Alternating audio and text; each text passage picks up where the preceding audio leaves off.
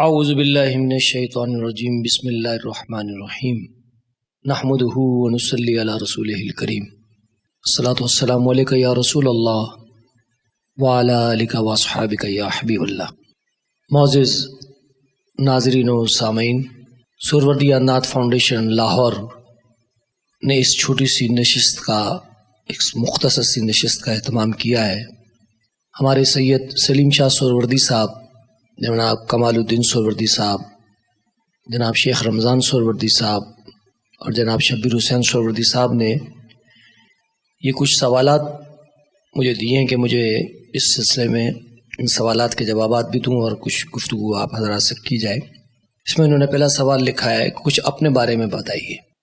میں سید فصیح الدین سہروردی الحمدللہ آپ سے مخاطب ہوں۔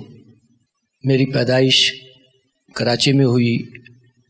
کراچی میں نے اسکول کیا، یعنی matric Karachi government boys secondary school jail road Karachi سے میں نے میٹرک کیا۔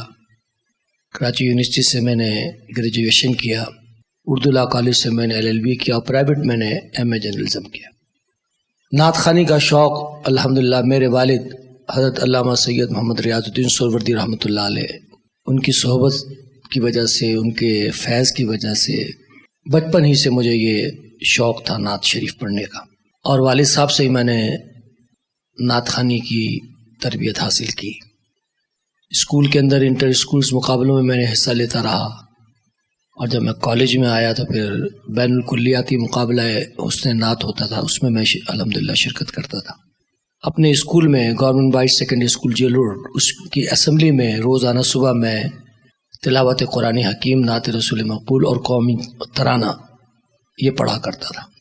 تو یہ مقصد میرا کہنے کہ یہ اللہ تبارک و تعالیٰ نے یہ چیز ورثتاً اللہ تعالیٰ نے عطا فرمائی۔ اللہ کا لاکھ لاکھ شکر ہے کہ اس اپنے محبوب کی تعریف اور توصیف ہمیں ورثے میں عطا فرمائی۔ میرے دادا حضرت سید مفتی جلال الدین چشتی کشمیری رحمۃ اللہ علیہ، وہ بھی نعت گو شاعر تھے اور بہت خوش الحان نعت خوان تھے۔ انہوں نے دوسرا سوال اس میں یہ لکھا ہے کہ حضرت علامہ سید ریاض الدین سہروردی کی خدمات، سہروردیہ سلسلے کی اشاعت اور علامہ کی جو اولاد ہے ان کے بارے میں اور ان کی جد و جہد کے بارے میں کچھ آپ سے عرض کروں۔ حضرت علامہ سید محمد ریاض الدین سہروردی رحمۃ اللہ علیہ جے پور انڈیا میں آپ پیدا ہوئے، اور اس کے بعد آپ کی پرورش ہے وہ امرتسر میں ہوئی۔ میرے دادا حضرت مفتی سید جلال الدین چشتی رحمۃ اللہ علیہ امرتسر کی ایک مسجد کے خطیب اور امام تھے۔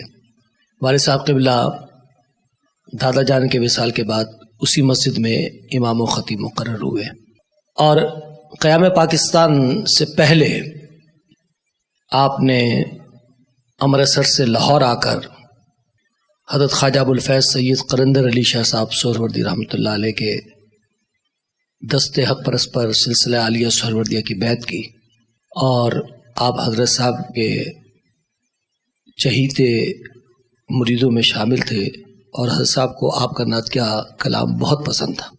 سلسلہ عالیہ سہروردیہ کے لیے ابا جی کی خدمات، میں سمجھتا ہوں کہ جتنے لوگ بھی اس وقت سن رہے ہیں مجھے، وہ جانتے ہیں کہ سہروردی سلسلے کی اشاعت اور ترویج میں، سہروردی سلسلے کے فروغ میں ابا جی رحمۃ اللہ علیہ نے اپنے شیخ کامل کی صحبت سے جو فیض حاصل کیا تھا اس کو پوری دنیا میں تقسیم کیا، اور ابا جی کے کئی مریدین سلسلہ عالیہ سہروردیہ میں جو داخل ہوئے تھے وہ پھر اس سلسلے کو لے کر اب تک چل رہے ہیں۔ پھر 1970 میں ابا جی نے کراچی میں انجمن عندلیبان ریاض رسول قائم کی۔ انجمن عندلیبان ریاض رسول کا بنیادی مقصد، جو ابا جی رحمۃ اللہ علیہ کراچی سے لے کر پشاور تک، میرا خیال ہے کہ میں ابا جی کے ساتھ کوئی ایسا شہر نہیں ہے کہ جس میں نہیں گیا۔ 27 یا 28 شہروں میں انجمن عندلیبان ریاض رسول کی شاخیں قائم ہوئیں، اور ان شہروں میں اور بعض قصبات اور دیہاتوں میں بھی الحمدللہ انجمن عندلیبان ریاض رسول کے زیر اہتمام کل پاکستان محفل نعت منعقد ہوتی تھی۔ تو یہ ایک بڑا وسیع کام تھا جو ابا جی نے کیا نعت کے حوالے سے۔ اور پھر گجرانوالہ میں ایک محفل تھی جس میں ایک بزرگ موجود تھے جنہوں نے ابا جی کو اس بات کے لیے فرمایا کہ آپ کوئی ایسا ادارہ یا اکیڈمی بنائے جس میں نعت خوانی کی تربیت دی جائے. تو ہمارے انجمن میں شہریار قدوسی صاحب ہوا کرتے تھے.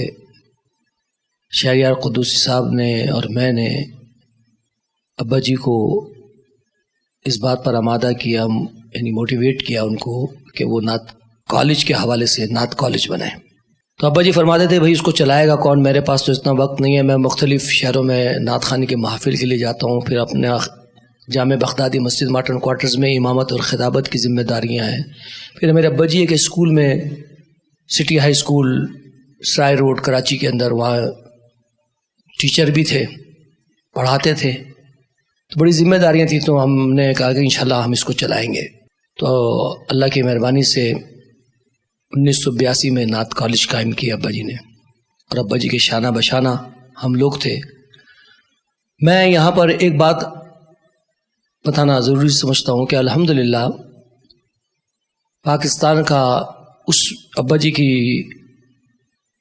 حیات مبارکہ کے اندر جتنی محافل نعت ہوئی، پاکستان کا شاید ہی کوئی ایسا نعت خوان ہو جس نے انجمن عندلیبان ریاض رسول کے اسٹیج پر نعت نہ پڑھی ہو.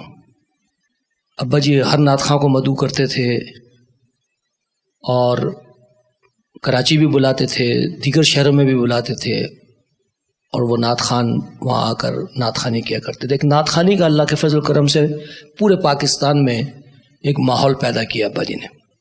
1985 یعنی 1985 میں میں ابا جی کے ساتھ، میں اور شہریار قدوسی صاحب ابا جی کے ساتھ آسٹریلیا گئے، اور ہم نے سڈنی کے اندر انجمن عندلیبان ریاض رسول کی شاخ قائم کی. پھر دبئی کے اندر انجمن عندلیبان ریاض رسول کی شاخ قائم کی. اور ابا جی الحمدللہ اپنی تقاریر میں بھی فرماتے تھے کہ فصیح الدین پر جن بھی ملکوں میں گیا وہاں انجمن عندلیبان ریاض رسول قائم کی گئی. تو یہ وہ جد و جہد ہے جو اللہ کے فضل و کرم سے ابا جی رحمۃ اللہ علیہ نے کی، اور اس کی وجہ سے بہت سارے نعت خوان منظر عام پر آئے. میں ایک بات یہاں پہ ضروری سمجھتا ہوں کہ میرے والد صاحب قبلہ کے ساتھ ایک سفر کیا لاہور سے سیالکوٹ کا. اس زمانے میں سیالکوٹ تقریباً 4 گھنٹے لگ جاتے تھے لاہور سے جانے میں. تو اس دوران میں اور ابا جی تھے صرف. تو ابا جی نے مجھے ایک ایسی نصیحت کی، فرمانے لگے کہ فصیح الدین یقیناً ہر شخص کسی نہ کسی سے متاثر ہوتا ہے، تم بھی نعت خوانی میں اگر کسی نعت خواں سے متاثر ہو تو اس نعت خواں کی کاپی نہیں کرنا، اس کی نقل نہیں کرنا، انداز اپنا رکھنا، اپنے انداز میں پڑھنا، تاکہ لوگ کہیں کہ یہ فصیح الدین سہروردی نعت پڑھ رہا ہے، یہ فصیح الدین سہروردی کا انداز ہے. تو یہ اللہ کی مہربانی سے ان کی تربیت تھی. اور غلط تلفظ کے اوپر وہ بعض اوقات بہت زیادہ غصے ہو جاتے تھے. اگر میں کسی لفظ کی ادائیگی کے اندر کوئی غلطی کر دیتا تھا تو وہ فرماتے تھے کہ یہ لفظ یوں نہیں یوں ہے. اس سلسلے میں ایک ضروری بات کی میں آپ کو اور بتاتا چلوں کہ اعلیٰ حضرت مولانا شاہ احمد رضا خان فاضل بریلوی رحمۃ اللہ علیہ کا کلام میں نے اس زمانے میں کیسٹ کا دور تھا، وہ آڈیو کیسٹ مارکیٹ میں آتے تھے اور ہاتھوں ہاتھ وہ بک جاتے تھے سارے کیسٹ. تو لوگوں نے اس خواہش کا اظہار کیا کہ اعلیٰ حضرت نے جو سلام ہے مصطفیٰ جان رحمت اللہ کو سلام، اس کی آڈیو کیسٹ تیار کی جائے. تو وہ اس کے اندر بعض الفاظ ایسے ہیں کہ جس کا پروناؤنسیشن، جس کا تلفظ جو ہے وہ بڑا مشکل تھا. تو میں ابا جی سے اس کا تلفظ پوچھ کے اس کو ریاض کر کے پھر جا کے ریکارڈ کراتا تھا. 1 مہینے ہمیں اس سلام کو ریکارڈ کرانے میں لگا، 1 مہینہ، جس میں 1 دن کا گیپ ہوتا تھا. 1 دن یعنی میں اس کے ریہرسل کرتا تھا اور دوسرے دن جا کے اس کو ریکارڈ کراتا تھا. اور بعض اس میں ایسے الفاظ بھی تھے کہ جس کے لیے ابا جی مجھے کہتے تھے کہ بھائی مجھے تو سمجھ میں یہ لفظ یوں آ رہا ہے، لیکن اس کی تصحیح کے لیے تم حضرت مولانا حسن حقانی صاحب ہوا کرتے تھے کراچی میں، ان کے پاس مجھے بھیج دیا کرتے تھے کہ ان سے جا کے پوچھو کہ اس لفظ کا صحیح تلفظ کیا ہے، اس کا تلفظ جو ہے اس حرف کا یا اس لفظ کا یا اس شعر کا، اس کی ادائیگی کس طرح ہوگی. تو یہ الحمدللہ والد صاحب قبلہ رحمۃ اللہ علیہ کی تربیت تھی اور میرا ایک شوق تھا. اور اللہ تبارک و تعالیٰ نے یہ کام لینا تھا کہ اعلیٰ حضرت کا پورا سلام مصطفیٰ جان رحمت اللہ کو سلام 2 کیسٹس کے اندر ہم نے اس کو ریکارڈ کیا. پھر اب وہ CD کے اندر تو ایک ہی CD میں آ گئی ہے. جو سہروردیہ نعت فاؤنڈیشن لاہور نے جو سوالات مرتب کیے ہیں، اس میں تیسرا سوال یہ ہے، علامہ ریاض الدین سہروردی صاحب نے جو ادارے قائم کیے ان کے بارے میں آپ کی رائے کیا ہے؟ ابا جی رحمۃ اللہ علیہ کے زمانہ مبارکہ میں، ان کی حیات مبارکہ کے اندر تو وہ ادارے بڑے ماشاءاللہ فعال تھے، اور بڑی کیا کہتے ہیں دل جمعی کے ساتھ اس کے اندر نعت خوانی کی تربیت بھی ہوتی تھی، اور پھر تمام شہروں میں نعتیں، کل پاکستان محافل نعت بھی ہوتی تھی۔ چونکہ یہاں پس پردہ سید سلیم شاہ صاحب سہروردی بھی بیٹھے ہوئے ہیں، انتقال سے ابا جی کا جب وصال ہوا ہے اس سے 4 یا 5 دن پہلے ابا جی کل پاکستان محافل نعت کے سلسلے میں لاہور، گجرانوالہ اور ڈسکا، ان 3 مقامات پر میں اور ابا جی آئے، اور سلیم شاہ صاحب کے یہاں ہم ٹھہرے، اور یہ سارے پروگرام کر کے ابا جی کراچی تشریف لے گئے۔ اور میرے خیال ہے مجھے جب کراچی گئے اس کے دوسرے یا تیسرے دن حج پہ جانا تھا، میں حج پہ چلا گیا، پیچھے ان کا وصال ہو گیا۔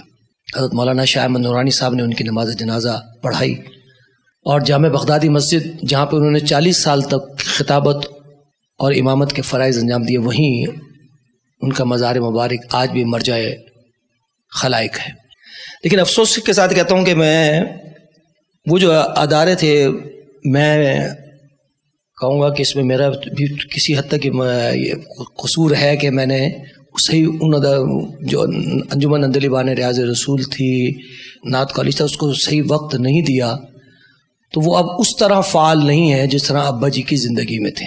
اور پھر جب ہم نے یہ محسوس کیا کہ کم از کم کچھ شہروں میں تو نعت خوانی کی محافلیں اس انداز میں منعقد ہوں جس انداز میں ابا جی کی زندگی میں ہوتی تھیں، تو الحمدللہ پھر سہروردیہ نعت فاؤنڈیشن، اور یہ سہروردیہ نعت فاؤنڈیشن نئی جماعت نہیں ہے، جس ہمارا کام صرف حضور صلی اللہ علیہ وسلم کی تعریف اور توصیف کرنا ہے، کوئی جماعت جو ہے وہ کسی اور مقصد کے لیے نہیں ہے، ایک ہی مقصد ہے، کیا؟ اللہ کے نبی کی تعریف۔ تو سہروردیہ نعت فاؤنڈیشن کا بھی بنیادی مقصد نبی علیہ الصلوۃ والسلام کی تعریف اور توصیف کے پیغام کو دنیا بھر میں پہنچانا ہے۔ اور ابا جی کے زمانے میں اس کا نام تھا ایوان حمد و نعت و منقبت سہروردیہ نعت فاؤنڈیشن، اور اسی کے زیر اہتمام کوٹ شہاب الدین شادرہ میں محفل نعت ہوئی تھی، جہاں پہ سید سلیم شاہ صاحب سہروردی کو ابا جی نے سلسلہ عالیہ سہروردیہ کی خلافت عطا کی تھی۔ پھر بعد میں یہ سلیم شاہ صاحب نے کہا کہ جی نام بہت لمبا ہے، اس کو تھوڑا سا مختصر کریں، تو پھر میں نے تجویز یہ دی اور سب نے اس سے اتفاق کیا کہ جی اس کا نام سہروردیہ نعت فاؤنڈیشن رکھا جائے، تاکہ ہر شخص کی زبان پر آسانی کے ساتھ یہ نام آ جائے۔ تو سہروردیہ نعت فاؤنڈیشن کراچی، حیدرآباد، ساہیوال، لاہور تو مرکز ہے سہروردیہ نعت فاؤنڈیشن کا، اور راولپنڈی، اسلام آباد، چکوال، ان مقامات پر الحمدللہ اسی اہتمام کے ساتھ کہ پورے شہر کو پتہ ہو کہ آج محفل نعت ہے، محفل نعت کا انعقاد سہروردیہ نعت فاؤنڈیشن کے توسط سے اس کے زیر اہتمام ہوتا ہے۔ اس میں چوتھا سوال ہے کہ نعت خوانی کے سلسلے میں آپ نے کتنے ممالک کا سفر کیا، میڈیا پر نعت خوانی کے فروغ، اس کے بارے میں آپ کیا تجاویز دیں گے؟ نعت خوانی کے سلسلے میں الحمدللہ کم و بیش میرا خیال ہے 25 یا 26 ممالک میں گیا۔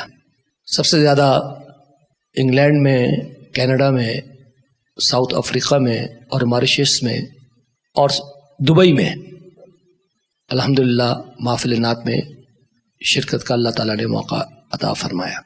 الحمدللہ جہاں بھی اردو، پنجابی بولی اور سمجھی جاتی ہے، وہاں پہ لوگوں نے، اور خاص طور پہ ہمارے پاکستانی بھائیوں نے، ہمارے دیگر مسلمان بھائیوں نے ہم کو بلایا، اور بڑی پذیرائی ہوئی وہاں پر نعت خوانی کے حوالے سے۔ اور اب بھی میں جب جاتا ہوں تو الحمدللہ ہماری پہچان جو ہے اسلام کے بعد، وہ سب سے بڑی پہچان پاکستان ہے، اور پاکستان کے حوالے سے، اور نبی علیہ الصلوۃ والسلام، سب سے پہلے حضور علیہ الصلوۃ والسلام کی غلامی، اس کے بعد پاکستان، ان 2 حوالوں سے جو اللہ تبارک و تعالیٰ نے عزت عطا فرمائی، اس کا اللہ کا جتنا بھی شکر ادا کروں کم ہے۔ اور ان میں سے بیشتر ممالک میں، خاص طور پہ انگلینڈ میں میں نے 52 کے قریب میں نے کیسٹس ریکارڈ کیے، باقاعدہ کیسٹس ریکارڈ کیے کمپنی کے اندر، ان سے ایگریمنٹ کیا، اور اس ایگریمنٹ کے بعد میں نے وہاں ریکارڈنگ کی۔ اور ساؤتھ افریقہ میں میں نے نیشنل ٹیلی ویژن کے اوپر حمد و نعت ریکارڈ کرائی، اور وہ غالباً مجھے یہ بتایا گیا تھا اس وقت کہ ابھی تک اردو زبان میں ساؤتھ افریقن نیشنل ٹیلی ویژن کے اوپر کوئی ہم نے حمد و نعت جو ہے وہ ریکارڈ نہیں کیا. آج پہلی دفعہ آپ کی ہو رہی. تو الحمدللہ میں نے وہاں پہ ریکارڈنگ کرائی. انگلینڈ کے اندر مختلف جو ہمارے پاکستانیوں کے چینلز ہیں ان کے اوپر میں نے پروگرام کیے. کینیڈا کے اندر چینلز ہیں پاکستانیوں کے اور دیگر اردو بولنے والے اور اردو سمجھنے والوں کے, اس پہ پروگرام کیے. اور اللہ کی مہربانی سے ہر جگہ پر اللہ نے اپنے نبی کی نعت شریف کے حوالے سے جو مجھے عزت عطا فرمائی وہ اللہ تبارک و تعالیٰ کا خاص کرم و فضل ہے. میڈیا کے بارے میں جو بات ہے نا, میڈیا پر یہ میں آگے انشاءاللہ بتاؤں. میں یہ چاہتا ہوں کہ ایک ایک سوال کا جواب میں دوں آپ کو. میڈیا پر نعت خوانی کے لیے ضروری ہے کہ کلام کے معاملے میں کوئی اتنی خاص توجہ میڈیا نہیں دیتا کہ بھئی جو شخص آیا اس نے جو کلام پڑھا وہ اس کو انہوں نے ٹیلی کاسٹ کر دیا. کلام اچھا ہو, سریلا نعت خوان ہو, اچھی طرز کے اندر سرکار دو عالم صلی اللہ علیہ وسلم کی تعریف بیان کر رہا ہو تو ایسے نعت خوانوں کو ضرور موقع دینا چاہیے. اس میں کوئی شک نہیں. پرنٹ میڈیا, الیکٹرانک میڈیا اور اب تو سوشل میڈیا بھی آ گیا ہے, اس کے ذریعے نعت خوانی کو فروغ حاصل ہو رہا ہے. یہ ایک اچھی خوش آئند بات ہے. اس میں اگلا سوال ہے سلسلہ عالیہ سہروردیہ کے بارے میں کچھ بیان کریں. سلسلہ عالیہ سہروردیہ اصل میں طریقت کے جو ہے نا وہ 4 سلاسل ہیں: قادریہ, چشتیہ, سہروردیہ اور نقشبندیہ. سلسلہ عالیہ قادریہ حضور غوث الاعظم پیران پیر دستگیر شیخ سید عبد القادر جیلانی رحمۃ اللہ علیہ سے چلتا ہے. چشتیہ سلسلہ, قادریہ سلسلہ حضرت غوث پاک سے چلتا ہے, اور چشتیہ سلسلہ حضور خواجہ غریب نواز معین الدین چشتی رحمۃ اللہ علیہ اور ان کے بزرگوں سے چلتا ہے. سہروردیہ سلسلہ حضرت شیخ شہاب الدین عمر سہروردی رحمۃ اللہ علیہ جن کا مزار مبارک عراق میں ہے, بغداد عراق میں ہے, ان سے چلتا ہے. اور نقشبندیہ سلسلہ حضرت خواجہ بہاء الدین نقشبند رحمۃ اللہ علیہ سے چلتا ہے. 3 سلاسل قادری, چشتی, سہروردی یہ حضور مولا کائنات مولا علی کرم اللہ تعالی وجہ الکریم سے جا کر ملتے ہیں. اور نقشبندیہ سلسلہ حضرت سیدنا ابو بکر صدیق رضی اللہ تعالیٰ عنہ سے جا کے ملتا ہے. سلسلہ عالیہ سہروردیہ کے بیشتر بزرگوں کے بارے میں لوگوں کو علم نہیں ہے, جیسے کہ حضرت شیخ سعدی شیرازی سہروردی. حضرت شیخ سعدی جو ہیں یہ حضرت شیخ شہاب الدین سہروردی رحمۃ اللہ علیہ کے مرید بھی ہیں اور خلیفہ بھی ہیں. حضرت بابا شرف الدین ولایت سہروردی سلسلے کے بزرگ ہیں. بمبئی میں حضرت بابا حاجی علی بابا کا جو مزار ہے وہ بھی سہروردی بزرگ ہیں. سلہٹ بنگلہ دیش کے اندر حضرت سید جلال الدین سلہٹی سہروردی وہ بھی سہروردی بزرگ ہیں. لیکن میں آپ کو یہ بتاؤں کہ سلسلہ عالیہ سہروردیہ کے جو مجدد ہیں جنہوں نے اس سلسلے کو ایک نئی جہت عطا فرمائی, نئی جلا بخشی, وہ حضرت خواجہ ابو الفیض سید قلندر علی شاہ صاحب قبلہ سہروردی رحمۃ اللہ علیہ. حضرت خواجہ ابو الفیض سید قلندر علی شاہ صاحب سہروردی رحمۃ اللہ علیہ اپنے مریدین کو تاکید فرمایا کرتے تھے کہ اپنے نام کے ساتھ سہروردی ضرور لکھو, اور یہی بات ابا جی بھی فرمایا کرتے تھے اپنے مریدین کو کہ اپنے نام کے ساتھ سہروردی لکھو. اللہ کے فضل و کرم سے سلسلہ عالیہ سہروردیہ کو حضرت مولا کائنات مولا علی سے بھی نسبت ہے اور حضرت سیدنا ابو بکر صدیق سے بھی نسبت ہے. وہ کیسے؟ وہ اس طرح کہ حضرت شیخ شہاب الدین عمر سہروردی رحمۃ اللہ علیہ حضرت سیدنا ابو بکر صدیق رضی اللہ تعالیٰ عنہ کے صاحبزادے حضرت محمد بن ابی بکر صدیق رضی اللہ تعالیٰ عنہ کی اولاد میں سے ہیں. تو نسبی اعتبار سے حضرت شیخ شہاب الدین سہروردی کا سلسلہ سیدنا صدیق اکبر رضی اللہ تعالیٰ عنہ سے ملتا ہے. اور طریقت کے حوالے سے آپ کا سلسلہ حضرت مولا کائنات مولا علی شیر خدا کرم اللہ تعالیٰ وجہ الکریم سے ملتا ہے. اس میں انہوں نے 6واں سوال یہ لکھا ہے کہ پاکستان اور پاکستان سے باہر آپ نعت خوانی کا کیا مستقبل دیکھتے ہیں؟ الحمدللہ نعت خوانی دیکھیں نعت شریف جو ہے, نعت سے میں سمجھتا ہوں کہ کسی مسلک کو اختلاف نہیں ہے. نعت کے مضمون سے کوئی اختلاف کر سکتا ہے, اس کے شاعری سے اختلاف کر سکتا ہے. نعت مسلمانوں کے تمام مکاتب فکر سنتے بھی ہیں, پڑھتے بھی ہیں, کیونکہ اس وجہ سے کہ اس کے مستند دلائل احادیث کے اندر موجود ہے. حضرت سیدنا حضور کے دادا حضرت سیدنا عبد المطلب نے اپنے پوتے حضرت محمد رسول اللہ صلی اللہ علیہ وسلم کی نعت کہی. اور اگر میں آگے چلوں تو اللہ تبارک و تعالیٰ نے جگہ جگہ قرآن پاک میں اپنے نبی کی تعریف جو کی ہے, حضور کی نعت ہی تو ہے. اور انسانوں میں حضرت سیدنا عبد المطلب, حضرت سیدنا ابو طالب, حضرت سیدنا حسان بن ثابت, یہ حضور کے صحابہ ہیں. حضرت حسان بن ثابت رضی اللہ تعالیٰ, حضرت کعب بن زہیر, حضرت عبداللہ بن رواحہ, چاروں خلفائے راشدین ان سب نے حضور کی نعتیں لکھی، اور ام المومنین سیدہ عائشہ صدیقہ رضی اللہ تعالیٰ عنہ، حضرت سیدہ فاطمہ الزہرا سلام اللہ تعالیٰ علیہا، ان سب نے سرکار کی نعتیں لکھی۔ تو نعت شریف کی شاعری، جو نعت ہے اس کی مضمون، اس کی شاعری سے تو کوئی اختلاف کر سکتا ہے، لیکن نعت سے کوئی اختلاف نہیں کر سکتا۔ نعت الحمدللہ ایک ایسا مقدس عمل ہے کہ جس کو کر کے انسان سکون حاصل کرتا ہے۔ ایک مومن اور مسلمان جب اپنے نبی کی تعریف سنتا ہے تو الحمدللہ اس کے دل کو اطمینان ہوتا ہے، اس کو سکون ملتا ہے کہ اللہ تبارک و تعالیٰ نے مجھے کس نبی کا امتی بنایا، میں کس نبی کا امتی ہوں، اللہ تعالیٰ نے مجھے کس نبی کا امتی بنایا ہے۔ وہ اپنی قسمت پر رشک کرتا ہے سرکار کی تعریف سن کر۔ پاکستان میں اور پاکستان سے باہر یا پوری دنیا میں نبی علیہ الصلوۃ والسلام کی تعریف کسی فرد، کسی ادارے، کسی شخص، کسی مسجد، کسی خانقاہ کی محتاج نہیں ہے۔ وَرَفَعْنَا لَكَ ذِكْرَكَ، اللہ نے فرمایا محبوب ہم نے آپ کے ذکر کو بلند کر دیا آپ کے لیے۔ تو جس کے ذکر کو اللہ نے بلند کیا ہو، تو یہ جو مسجدیں، خانقاہیں، ادارے حضور کی تعریف کر رہے ہیں، یہ الحمدللہ اپنی قسمت خود سنوار رہے ہیں۔ اللہ ان کو عروج بخش رہا ہے، اللہ ان کو عزت عطا فرما رہا ہے نبی علیہ الصلوۃ والسلام کی نعت کے طفیل۔ حضرت حسان بن ثابت رضی اللہ تعالیٰ عنہ خود فرماتے ہیں کہ یا رسول اللہ، میں آپ کی تعریف کر کے اپنے کلام کو بلند نہیں کر رہا، بلکہ آپ کے اسم مبارک کی وجہ سے میرا کلام بلند ہو رہا ہے۔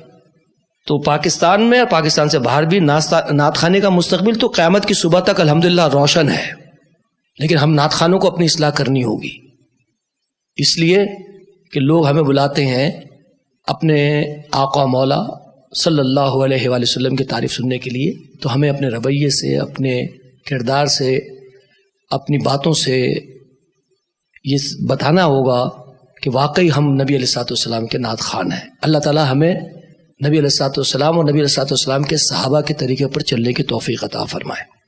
اب اس میں جو 7واں سوال ہے اس میں ہے کہ نعت خوانی کا کون سا انداز درست ہے؟ نعت خوانی کا وہی انداز درست ہے جو صحابہ کرام نے اختیار کیا۔ اس میں کچھ صحابہ جو تھے وہ تحت اللفظ میں شاعری فرماتے تھے، نعت کی شاعری کرتے تھے، اور حضرت حسان بن ثابت رضی اللہ تعالیٰ عنہ کے بارے میں نے سنا ہے کہ الحمدللہ وہ ترنم سے نعت پڑھتے تھے۔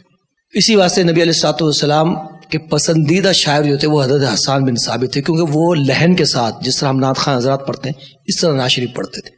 تو نعت کے اندر ہمیں ادب، سنجیدگی اور پورا نبی کریم صلی اللہ علیہ وسلم کا ادب و احترام جو ہے وہ سامنے رکھ کر، حضور کے مقام کو سامنے رکھ کر نعت شریف پڑھنی چاہیے کہ میں کس بارگاہ میں نعت پڑھ رہا ہوں۔ اب بعض جگہ دیکھا جاتا ہے کہ ایک ہلڑ بازی ہوتی ہے، تو وہ میں سمجھتا ہوں کہ نعت شریف کے تقدس کو پامال ایک طرح سے وہ ہوتا ہوا دیکھا جاتا ہے، اور لوگ پھر اس پہ اعتراض بھی کرتے ہیں۔ نعت شریف جب آدمی پڑھے تو سرکار کی طرف توجہ کر لے، اور اس پر حضور علیہ الصلوۃ والسلام کی طرف توجہ کر کے نعت پڑھے۔ اعلیٰ حضرت امام اہل سنت حضرت مولانا شاہ احمد رضا خان فاضل بریلوی رحمۃ اللہ علیہ فرماتے ہیں کہ لوگوں، اگر تم یہ چاہتے ہو کہ تمہارے دلوں میں محبت رسول پیدا ہو تو خوش الحان نعت خانوں سے حضور کی نعتیں سنو۔ اور میں الحمدللہ یہ بات بڑی ذمہ داری کے ساتھ کہہ رہا ہوں کہ اعلیٰ حضرت عظیم البرکت رحمۃ اللہ علیہ کے ارشاد عالیہ پر ہم سب کو عمل کرنا چاہیے، اور اعلیٰ حضرت بھی ایسے ہی نعت خانوں سے نعت سنتے تھے جو باعمل ہوتے تھے۔ اللہ تعالیٰ ہم سب کو عمل کی توفیق عطا فرمائے۔ نعت خوانی کی ابتدا کب ہوئی؟